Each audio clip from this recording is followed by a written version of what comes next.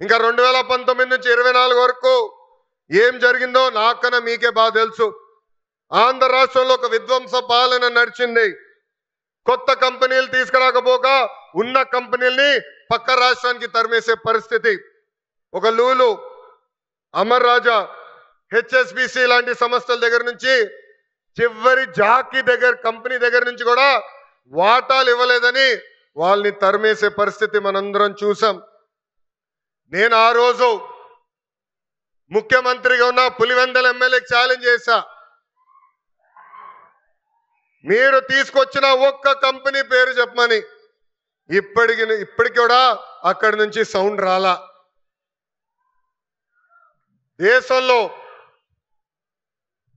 దేశంలో ఎప్పుడు జరిగిన విధంగా నేను పాదయాత్ర చేశా. ఒక మాటలో చెప్పాలంటే యువగలం పాదయాత్ర నాలో మార్పు తీసుకొచ్చింది. గంగాధర్ నెల్లూరు నియోజకవర్గం చిత్తూరు జిల్లాలో ఉంటుంది.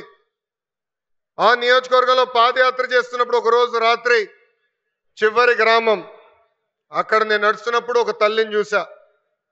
రోడ్డు మీద కూర్చుని బోండాలు వేస్తుంది. ఆమెను అడిగా, అమ్మా ఆకలేస్తుంది, నీ పక్కన కూర్చోవచ్చా, నాకు బోండాలు వేస్తాను అడిగా. స్టూల్ లాగేసి కూర్చో బాబాని చెప్పింది. ఆమె మాట్లాడుతూ ఆమెను అడిగా, ప్రభుత్వం నుంచి మీరేం ఆశిస్తున్నారు? ఆమె అప్పుడు చెప్పింది,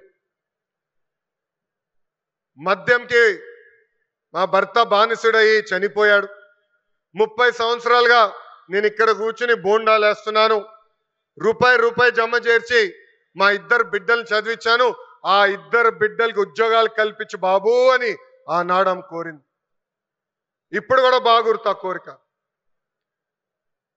ఆ సంఘటన తర్వాత మరుసటి రోజు గౌరవ ముఖ్యమంత్రి చంద్రబాబు నాయుడు గారికి నేను ఫోన్ చేసి, ఎట్టి పరిస్థితుల్లో మేనిఫెస్టోలో మనం ఒక మొదటి హామీ పెట్టాలి, అది 5 సంవత్సరాల్లో 20 లక్షల ఉద్యోగ కల్పనే మన లక్ష్యంగా పెట్టాలని కోరటం జరిగింది.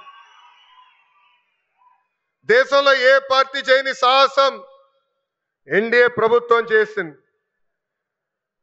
ఆ హామీ ఇచ్చే ముందర నేను అనేక మందితో మాట్లాడా. వాళ్ళందరూ అన్నారు, ఈ హామీ మీరు చేయగలుగుతారా అని అడిగారు. కానీ వాళ్ళు ఒకటే చెప్పా, నా ధైర్యం ఒకటే, నా బ్రాండ్ ఒకటే, ఆ బ్రాండ్ పేరు 3 అక్షరాల సిబిఎన్. మొన్న ఢిల్లీలో ఒక ఇంటర్వ్యూకి వెళ్ళా. అక్కడున్న విలేకరు నన్ను అడిగాడు, తెలంగాణకి హైదరాబాద్ ఉంది, తమిళనాడుకి చెన్నై ఉంది, కర్ణాటకకి బెంగళూరు ఉంది, ఆంధ్ర రాష్ట్రానికి ఏముందని అడిగారు. అతన్ని ఒకటే చెప్పా, మాకు చంద్రబాబు నాయుడు గారు ఒక బ్రాండ్ ఉన్నాడు, అందుకే మా రాష్ట్రం రూపురేఖలు మేము మార్చబోతున్నామని.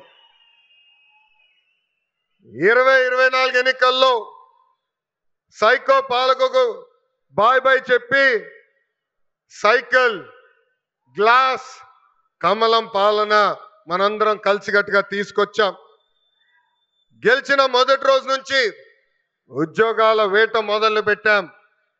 ఇప్పటి వరకు 8 లక్షల కోట్ల పెట్టుబడులకు, తద్వారా 5 లక్షల మంది నిరుద్యోగ యువకులకు ఉద్యోగాలు కల్పించడానికి ఒప్పందాలు కుదుర్చుకున్నాం, పనులు ప్రారంభించాం.